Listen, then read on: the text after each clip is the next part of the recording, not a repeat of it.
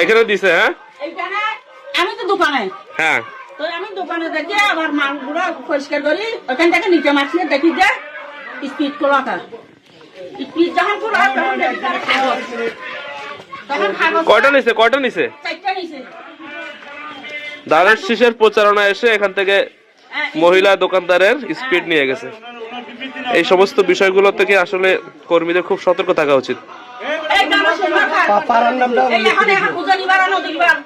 উজানিপাড়া নদীর পারে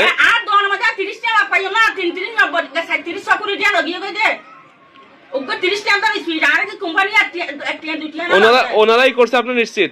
এই তো বুড়ার গায়ে দিকে এখন না এখনই এই তো কিছুক্ষণ মাত্র রাখবে তক্তা খুলি করে হ্যান্ডবিলটা কর কাকি হ্যান্ডবিলটা ধর ওই যে হ্যান্ডবিল এখানে রাখছে, ভিতরে রাখছিল। এই তো উনি নেওয়ার পরে এখানে আবার রাখছে, আমি বুঝাইতেছি। এইদিকে উড়ি যাওয়ার সময় এটা দেখছে তো এটা পুলিশ একটা নিয়ে গেছে। একটা না ওই কাগজটা ফেলছে তাড়াতাড়ি করি, আমি ওই মাথায় ছিলাম ওই দোকানের ওই মাথায়। ওরা এগুলো খুবই দুঃখজনক বিষয়টা। এখন তো একটু বুট না দেয়, বুট দিলে তো আরো বড় বড় সন্ত্রাসী করব। এখন আর কি করতে আর কি করি বাচ্চো ওই যে ধানের শীষের মার্কেট প্রচারণা আইসা এখানে লোক ছিল না দোকানে, ঘরের ভিতরে এখানে আপনার স্পিড ছিল, স্পিডের ক্যান থেকে স্পিড নিয়ে গেছে। যাক, আমরা তীব্র নিন্দা প্রতিবাদ জানাচ্ছি, এটা বিষয়টা জানাবো আমরা সবাইকে।